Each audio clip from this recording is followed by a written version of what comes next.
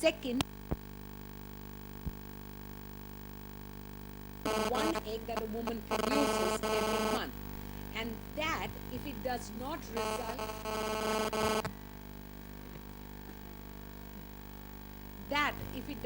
result in a pregnancy, you result with menstruation. So menstruation is only shedding of the lining of the uterus when a pregnancy doesn't take place. Increase in the thickness of the lining of the uterus is because post-ovulation there's progesterone hormone which is increasing, and this progesterone hormone thickens the lining of the uterus. It basically, in layman's terminology, means making the bed ready for the baby to come and lie down.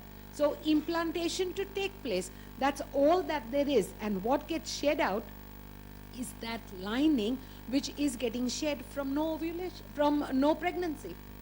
That's about it. So it's not dirty, it's not bad, it's not healthy. It's not unhealthy, it's very healthy. In fact, I keep telling girls that if you are menstruating normally, every 28, 30 days means you're absolutely normal.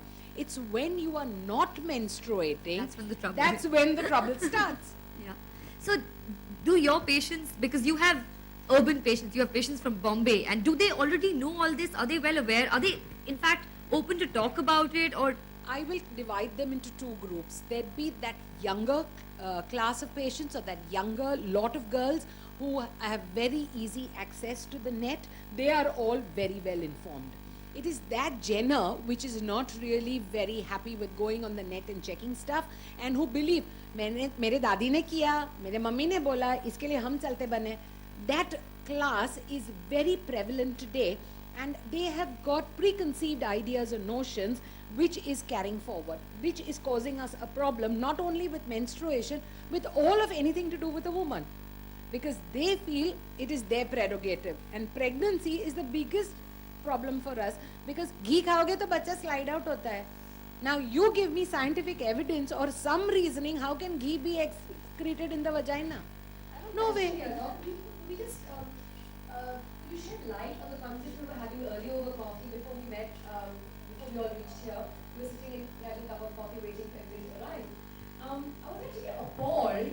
So my understanding, and I'm an educated, aware woman, my understanding of menstrual health and hygiene was this, that people in rural areas don't know anything about, of course, Seema also has a opinion on this, that women in rural India don't have access to menstrual aids like sanitary napkins, whereas everybody in urban setting, and this is the key question here, that everybody in urban areas has access and uses sanitary pads for their periods. Now, this is what doctor told me, and I had to have a really strong black coffee to recover from it. Please, doctor.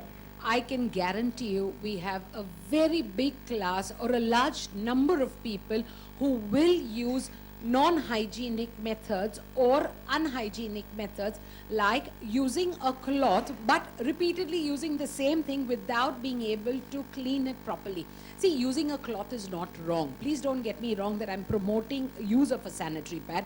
That lower class of society, if it has to use a cloth, she's more than welcome to do it.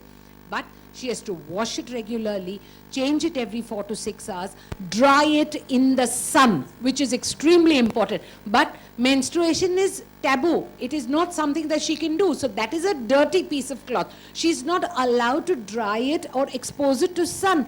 She can't iron it with a hot iron. So how does she get rid of bacteria and fungi from it? So that is what is causing us a problem. And it's also not a function of economic.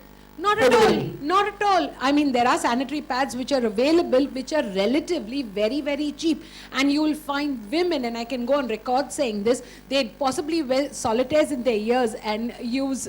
We all need to play a role in doing that. but do you guys also have classes like Yes, we do. yeah? We do it in grade 4 before girls start menstruating.